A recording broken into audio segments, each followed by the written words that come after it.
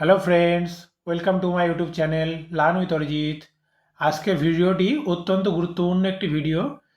তোমরা যারা এই বিষয় নিয়ে চিন্তায় আছো যে ডাব্লিউপি কেপিএসআই মেন্সের জন্যও পড়বো, আবার ডাব্লিউপি কেপি কনস্টেবলের জন্যও পড়বো, দুটো একসাথে কীভাবে প্যারালালি পড়বো, ঠিক আছে? অনেকে চিন্তায় আছো, অনেকে হয়তো ওটা বুঝতে পারছো না একসাথে কীভাবে ট্যাকেল করবে, ঠিক আছে? তার যাতে আজকে একটু সলিউশন দেওয়া যায়, তোমাদের যে একটু বোঝ বা প্রেশারটা যাতে একটু কমানো যায়, হালকা করা যায়, সেই নিয়েই আজকে এই ভিডিওটি। বোঝা গেল? কেপিএসআই প্রিলিমসের রেজাল্ট দিয়ে দিয়েছে, অনেকেই তাতে পাশ করেছে, ঠিক আছে? আবার ডাব্লিউপিএসআই প্রিলিমস সম্পন্ন হলো, অনেকেই তাতে পরীক্ষা দিয়েছে, অনেকেরই পাস হয়ে যাবে আশা করা যাচ্ছে, ঠিক আছে? তাহলে পাস হয়ে যাবে ঠিকই তো আছে, তার জন্য তো প্রিপারেশান নিতেই হবে, পিএনটি পিএটি প্রিপারেশান নিতে হবে, মেন্সের প্রিপারেশান নিতে হবে অবশ্যই। তার সাথে সাথে যদি আমার পিইটি পিএমটিতে ধরো পাস হয়েও গেল, মেন্সে গিয়ে আটকে যায় বা ইন্টারভিউতে গিয়ে আটকে যায়, ফাইনাল সিলেকশন যদি আদৌ না হয়, বাই চান্স বলছি, আমি তো চাইবো সবার হোক, কিন্তু ভ্যাকান্সি তো সীমিত, সবার তো আর হওয়া সম্ভব না, যদি বাই চান্স আটকে যায়, সুতরাং আমার তো হাতে একটা অপশান রাখতেই হবে, তাই না? তাহলে আমার হাতে কী অপশান আছে না, WP constable and KP constable, তাই তো? সুতরাং মেন্সের প্রিপারেশান নিতে নিতে আমি এটাও আবার জন্য একেবারে হালকা করে নেব না, ঠিক আছে? কেননা যারা কনস্টেবল অলরেডি হয়তো সিলেক্টেড, তারা এসআই পরীক্ষা দিচ্ছে, তাদের ক্ষেত্রে এই ভিডিওটা ইউজফুল হবে না। কিন্তু যারা এখনও একটাও গভর্নমেন্ট জব পাওনি, পুলিশের পরীক্ষায় নিজেকে কোনোভাবে দাঁড় করাতে চাও বা সিলেক্ট করতে চাও, ঠিক আছে, তাদের যদি মেন্সটা বাই চান্স না হয়, তখন তাদের হাতে তো কনস্টেবলটা তাদের তো পেতেই হবে, তাই না? কিছু একটা তো গভর্নমেন্ট জব পেতে হবে, নিজের পায়ে দাঁড়াতে হবে, ঠিক আছে? সুতরাং তাদের ক্ষেত্রে এই ভিডিওটি হেল্পফুল। তাহলে এখানে আমি তোমাদেরকে জিনিসটাকে একটু সহজ সরল করে দেবো, ঠিক আছে? যে কিভাবে তোমরা দুটোকে একসাথে প্যারালালি নিয়ে চালাবে, যাতে তোমাদের মেন্টাল প্রেশারটাও কম থাকে এবং দুটোই একসাথে কভার হয়ে যায়, ঠিক আছে? তাহলে চলো, ফার্স্টে যেটা তোমাদেরকে জানতে হবে, মোস্ট ইম্পর্টেন্ট, তোমাদের এক্সাম প্যাটার্নটা যেন মাথায় পুরো সেট থাকে। কি বললাম? তিনটে ডিফারেন্ট পরীক্ষা, তিনটের ফার্স্ট যে পরীক্ষাটা হবে, ফার্স্ট পরীক্ষা বলতে এসেন্সে বলছি, এর মেন্সটা ফেস করবে এবার তুমি এসআইয়ের, কেপির ক্ষেত্রে কনস্টেবলের, কেপি কনস্টেবলের ক্ষেত্রে প্রিলিমসটা ফেস করবে, অ্যান্ড ডাব্লিউপি কনস্টেবলের ক্ষেত্রে যেহেতু একটা পরীক্ষা হবে, সুতরাং ওই পরীক্ষাটাই ফেস করবে, তাই তো? তাহলে তাদের এক্সাম প্যাটার্ন, কত মার্কসের কোশ্চেন, কত টাইম, কি কি আছে, সেটা যেন মাথায় পুরো সেট থাকে, ঠিক আছে? অথবা মাথায় যদি আমি প্রেশার না নিতে পারি, এই টেবিলটা আমি খাতায় তুলে নেবো, অথবা কোনো একটা কাগজে এই টেবিলটা সুন্দর করে তুলে নেবো, তুলে সামনে ওটা মেরে রেখে দেবো, ঠিক আছে? বা দেয়ালে ওটা মেরে রেখে দেবো, যাতে সবসময় ওটাকে একটা অ্যাট এ গ্লান্স একটুখানি চোখ বুলিয়ে নিতে পারি যে হ্যাঁ হ্যাঁ ঠিক আছে ঠিক আছে ঠিক আছে। তাহলে তোমরা অলরেডি জানো, তবু আমি একবার এখানে ডিসকাস করে দিই। ডাব্লিউবি কনস্টেবলে একটাই পরীক্ষা হবে এবছর, 85 কোশ্চেন থাকবে, ঠিক আছে? ফুল মার্কস কত? 85, ঠিক আছে? Maths 25, reasoning 25, and GK 25, and English 10, তাই তো? এটা তোমরা জানো। টাইম পাবে কত? 1 ঘন্টা। এইটাই সব থেকে ভাইটাল, 1 ঘন্টার মধ্যে দ্রুত উত্তর করতে হবে, ঠিক আছে? আর এটা কী ধরনের কোশ্চেন হবে? অবজেক্টিভ টাইপ কোশ্চেন হবে, তাই তো? হোয়ারাস কেপি কনস্টেবল, যেহেতু এর প্রিলিমস মেন্স দুটোই হবে, তাহলে কেপি কনস্টেবলের প্রিলিমসে কী আছে? 100 মার্কসের কোশ্চেন হবে, 100টা কোশ্চেন থাকবে তোমাদের, তাই তো? যে যেখানে জিকে 40, ম্যাথ 30 এবং রিজনিং 30। এখানেও টাইম তোমাদের 1 ঘন্টা, এবং এটাও অবজেক্টিভ টাইপের কোশ্চেন হবে, এমসিকিউ যেটাকে বলে, তাই তো? আচ্ছা, এবার এসআই মেইন্সে আসি। এসআই মেন্স তোমরা জানো যে এটা ডেসক্রিপটিভ পেপার হবে, তিনটে পেপার হবে, তাই তো? Paper 1, paper 2 and paper 3। Paper 1-এ কী আছে? জিকে 50, ম্যাথ 25, রিজনিং 25, 2 ঘন্টা টাইম, 100 নম্বর।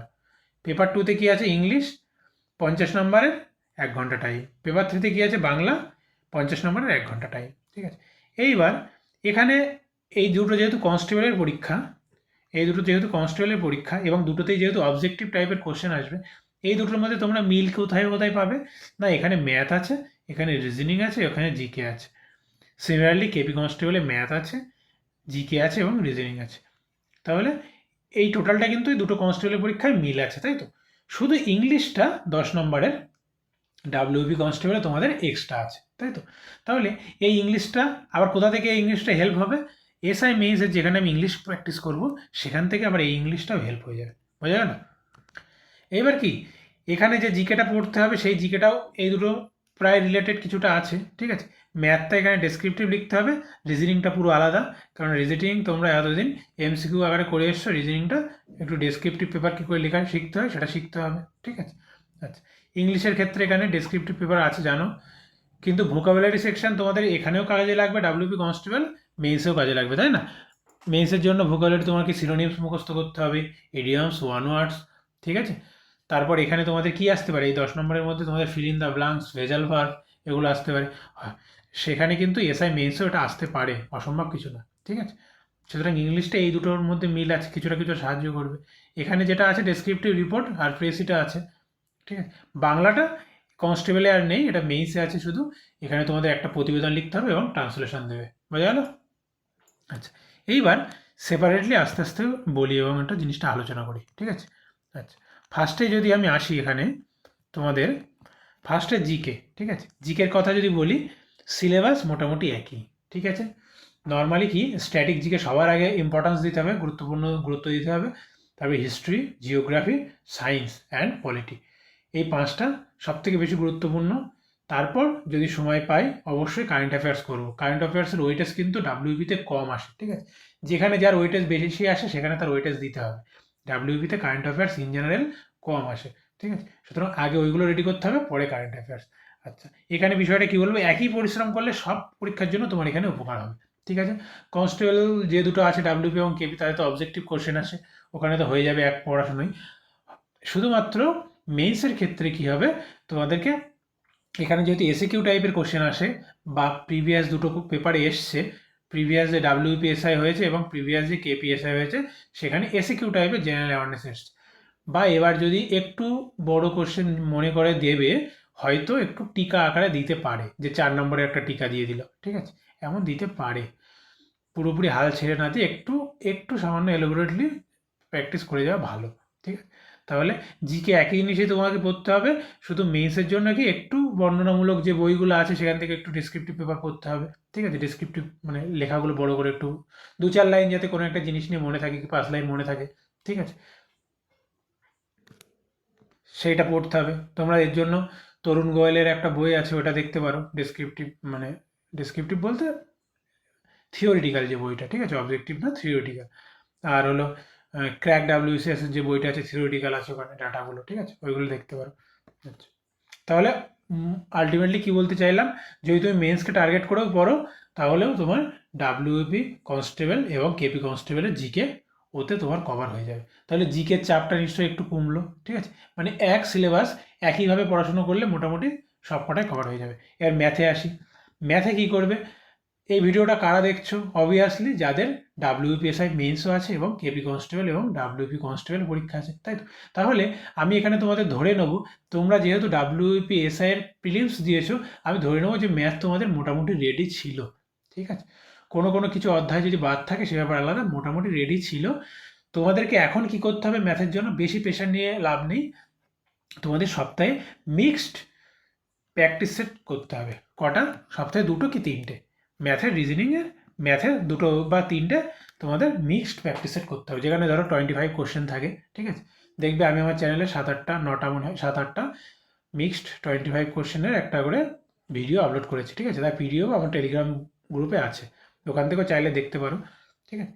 বা তোমরা সোর্স কি বলবো, অনলাইনেও দিতে পারো, অফলাইনেও দিতে পারো। অফলাইনে মানে তোমাদের কাছে যদি কোনো স্ট্যান্ডার্ড বই থাকে, যে 25টা ম্যাথের সেট আছে, সেখান থেকেও দিতে পারো। আবার অনলাইন মানে ধরো টেক্সট বুক থেকেও দিতে পারো, ঠিক আছে, কোনো অসুবিধা নেই। কিন্তু অনলাইন থেকে আমি বেশি প্রেফার করবো কি অফলাইন, কেন, কারণ যেহেতু এই পরীক্ষাগুলো অফলাইন হয়, সুতরাং অফলাইনে দেওয়ার যে অভ্যাসটা সেটা তৈরি হয়ে যাবে, বুঝে গেল। অনলাইনে অনেক সময় অনেক বেনিফিট পাওয়া যায়, অফলাইনে বেনিফিটটা একটু কমে যায়, ঠিক আছে। কেন, কারণ এখানে তোমাদের কাগজে উত্তর করতে হয়, ঠিক আছে, তারপরে সেটা আবার ওয়েমারে মার্ক করতে হয়, অনেক রকম একটা আলাদা রকম জিনিস থাকে, ঠিক আছে। আচ্ছা, এসআই মেইনসের জন্য আমি ম্যাথেরটা কি বলবো, আমার যে উইকলি টাস্কগুলো থাকবে সেগুলো কিন্তু অবশ্যই কমপ্লিট করবে। আমি প্রতি উইকলি কিছু কিছু লেসেন আমি বলে দিচ্ছি বা কিছু কিছু অধ্যায় বলে দিচ্ছি। অলরেডি আমি উইক 1 যে টাস্কটা, সেখানে তোমাদের পার্সেন্টেজটা করিয়ে দিয়েছি, ঠিক আছে। আমি হোমওয়ার্কও দিয়েছি প্লাস নিজে ক্লাস করিয়ে দিয়েছি। নেক্সট উইক 2তে টাস্কে আমি কি দিয়ে দিচ্ছি, রেশিও অ্যান্ড প্রপোর্শন দিয়ে দিয়েছি, ঠিক আছে। এরকমভাবে আমি আস্তে আস্তে ম্যাথের সব কটা কভার করে ফেলবো, ঠিক আছে।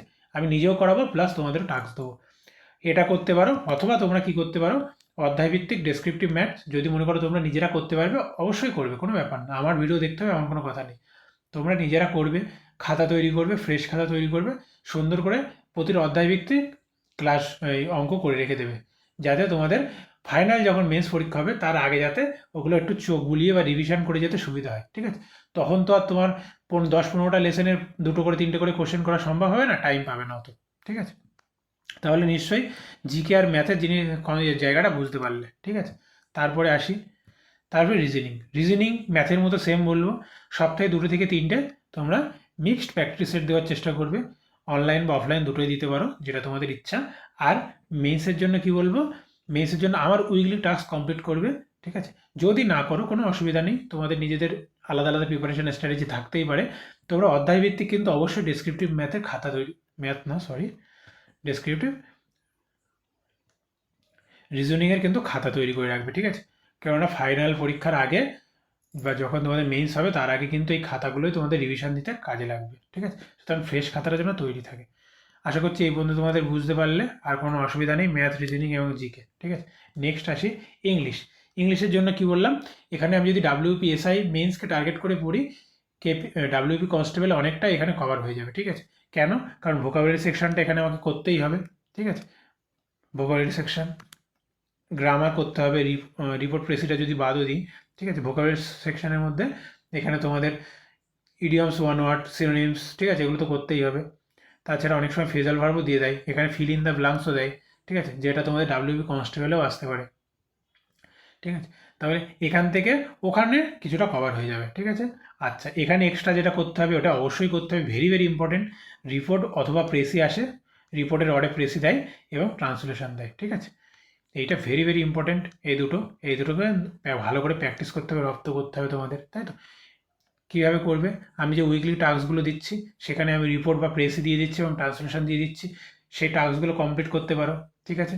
অথবা তোমরা যদি নিজে থেকে করো, নিজে থেকে রিপোর্ট লিখবে, প্রেসি লিখবে বা ট্রান্সলেশন করবে, পিকে দে সরকারের বইটা তোমরা এর জন্য হেল্প হেল্প নিতে পারো, ঠিক আছে? বা তোমাদের যদি কোনো পেইড কোর্স থাকে সেখান থেকে তোমরা রিপোর্ট, প্রেসি এবং ট্রান্সলেশনটা রেডি করতে পারো, ঠিক আছে? যেখান থেকে খুশি রেডি করলেই হলো। নেক্সট, তারপরে কি আসে, বেঙ্গলিটা কনস্টেবলের পরীক্ষায় নেই, এখানে মেইনসে ডেসক্রিপটিভ পেপারে আছে। এখানে তোমাদের আমি উইকলি যে টাস্কগুলো দেবো সেগুলোর থেকে করতে পারো, সেখানে আমি প্রতিবেদন দেবো একটা করে। আর বাংলা টু ইংলিশ না, ইংলিশ টু বাংলা যে ট্রান্সলেশনগুলো হয় সেগুলো কিন্তু আমি দেবো, ঠিক আছে? ওখান থেকে করতে পারো, অথবা নিজেরা চ্যাপ্টার ওয়াইজ তৈরি করতে পারো। চ্যাপ্টার ওয়াইজ তো এখানে বলা ভুল, ওই ধরো প্রতিবেদনটা তৈরি করতে পারো, 2 দিন কি 3 দিন অন্তর অন্তর একটা প্রতিবেদন লিখলে, ঠিক আছে? করতে পারো, কোনো অসুবিধা নেই। অথবা আর কি করবে, অবশ্যই ট্রান্সলেশনটাও প্র্যাকটিস করবে, এটার জন্য পিকেতে সরকারের বই হেল্প নিতে পারো, ঠিক আছে? বা তোমাদের যদি কোনো পেইড কোর্স থাকে বা যদি কোনো নোট থাকে কেনা, সেখান থেকেও করতে পারো, কিন্তু এইভাবে করতে হবে, এটা আমার বলার উদ্দেশ্য। বোঝা গেল? তাহলে জিনিসটা একটু সামারাইজ করে দিই।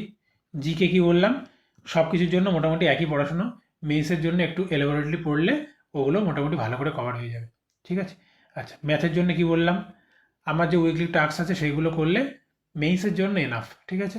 আর প্রিলিমসের জন্য ডাব্লিউপি এবং কেপি কনস্টেবল পরীক্ষার জন্য তোমাদেরকে সপ্তাহে 2 থেকে 3টে মিক্সড যে সেটগুলো হয় সেগুলো দিয়ে দেবে, তাহলে কী হবে, ওখানে মিক্সড টাইপের কোশ্চেন থাকবে, তাহলে সমস্ত অধ্যায় তোমার রিভিশন হয়ে যাবে। তারপরেও যদি কোনো অধ্যায় তোমার মনে হয় যে আমার একটু কাজ করতে হবে, এটা আমার টাইম লেগে যাচ্ছে বা স্লো হয়ে যাচ্ছে, তখন সেই অধ্যায় ভিত্তিক একটা দুটো ক্লাস একটু দেখে নেবে, আমাকেও কমেন্ট করতে পারো, আমিও চাইলে তোমাদের সেই অধ্যায়ের বেস্ট 20 কোশ্চেন বা বেস্ট 25 কোশ্চেন বা যেভাবে করলে উপকার হয় সেটা করে দিতে পারি। আচ্ছা, রিজনিং কী করবে, ম্যাথের মতো সেম, আমার উইকলি টাস্ক করবে মেইনসের জন্য, আর প্রিলিমস কনস্টেবল পরীক্ষার জন্য সপ্তাহে 2 থেকে 3টে মিক্সড প্র্যাকটিস সেট দেবে, ঠিক আছে? আমি এগুলো বলে যাচ্ছি, তুমি শুনে যাচ্ছ আর মনে মনে ভাবছো হ্যাঁ করবো, করতে হবে, তাহলে কিন্তু কোনো লাভ হবে না, এই ভিডিওটা দেখা পুরো নিরর্থক, ঠিক আছে? করতে হবে মানে করতে হবে, ঠিক আছে? ভাবনার থেকে বেশি অ্যাকশনের প্রতি নজর দিতে হবে। যত তুমি কাজ করবে, যত তুমি অ্যাক্টিভ থাকবে, তত তুমি বেশি সাফল্যের দিকে এগিয়ে যাবে, ঠিক আছে? বেশি ভাবলাম বা প্ল্যানের পর প্ল্যান পরিবর্তন করলাম, আমার প্ল্যান যদি না পছন্দ হয় তোমরা নিজেদের মতো প্ল্যান করে নিতে পারো, কোনো অসুবিধা নেই। আমি যাতে তোমাদের এই জিনিসটা একটু, চাপটা একটু কমায়, একটু সামারাইজ করা যায়, তাই আমি করলাম, ঠিক আছে? ইংলিশ আর বাংলা নিশ্চয়ই বুঝতে পেরেছো কী করতে হবে। ডেসক্রিপটিভ পেপার রেডি করবে, আমার উইকলি টাস্কগুলো করবে, যদি এখান থেকে না করো তোমাদের যদি পেইড কোর্স থাকে সেখান থেকে করবে, ঠিক আছে? এটা তোমাদের সপ্তাহে করতেই হবে। এটা ইংলিশ আর বাংলা যেহেতু কনস্টেবলে অতটা তোমাদের উপকার করবে না, বাংলা তো একদমই নেই কনস্টেবলের এক্সামে, ইংলিশটাই ভোকাবুলারি সেকশনটা তোমাদের একটু সাহায্য করবে, ঠিক আছে? তাহলে এই হলো মোটামুটি তোমাদের উইকলি, যদি আমি বলি মোটামুটি এই একটা প্ল্যান রাখো যে একসাথে সপ্তাহে কীভাবে চলা যায়, বোঝা গেল? এইভাবে চললে মোটামুটি তোমরা মেন্সটাও আস্তে আস্তে প্রিপেয়ার হয়ে যাবে, প্লাস কনস্টেবলটাও হাতে থাকবে, মানে কনস্টেবলটা একেবারে ছেড়ে দিলে হবে না, ঠিক আছে? এই যে প্র্যাকটিস সেটগুলো যদি বন্ধ করে দাও, পরে কী হবে জানো তো? যেহেতু তুমি এখানে ডেসক্রিপটিভ ম্যাথ লেখা প্র্যাকটিস করছো, ডেসক্রিপটিভ রিজনিং লেখা প্র্যাকটিস করছো, পরে কী হবে জানো তো? স্পিডটা কমে যাবে, ঠিক আছে? অবজেক্টিভ কোশ্চেন করার একটা আলাদা স্পিড থাকে, আর ডেসক্রিপটিভ লেখার একটা আলাদা স্পিড হয়, ঠিক আছে? আশা করছি তোমাদের জিনিসটা একটু ক্লিয়ার করতে পারলাম। ভিডিওটি শেষ পর্যন্ত দেখার জন্য অসংখ্য ধন্যবাদ সকলকে। লার্ন উইথ অরিজিৎ ইউটিউব চ্যানেলটা অবশ্যই সাবস্ক্রাইব করে রেখে দেবে, ভিডিওটি কেমন লাগলো কমেন্টে অবশ্যই জানাবে, এবং ভিডিওতে একটা লাইক করবে, ঠিক আছে? তোমাদের এক একটা পজিটিভ কমেন্ট আমাকে অনেক মোটিভেট করে, ঠিক আছে? সবাই ভালো করে পড়াশোনা চালিয়ে যাও। কোনো সমস্যা হলে, কোনো কিছু কনফিউশন থাকলে আমাকে জিজ্ঞাসা করতে পারো, আমি যতটা পারবো তোমাদেরকে হেল্প করব, ঠিক আছে? নিচে টেলিগ্রাম চ্যানেলের লিঙ্ক থাকবে, সেখানে তোমরা যুক্ত হয়ে যেতে পারো, সেখানেও তোমরা তোমাদের প্রশ্ন করতে পারো, ঠিক আছে? আমি চেষ্টা করব সবার যাতে কনফিউশন ক্লিয়ার করা যায়। তোমরা সফল হোক এই আশায় রাখি আমি, তোমরা সফল হও, ঠিক আছে? সকলকে গুড লাক, থ্যাংক ইউ।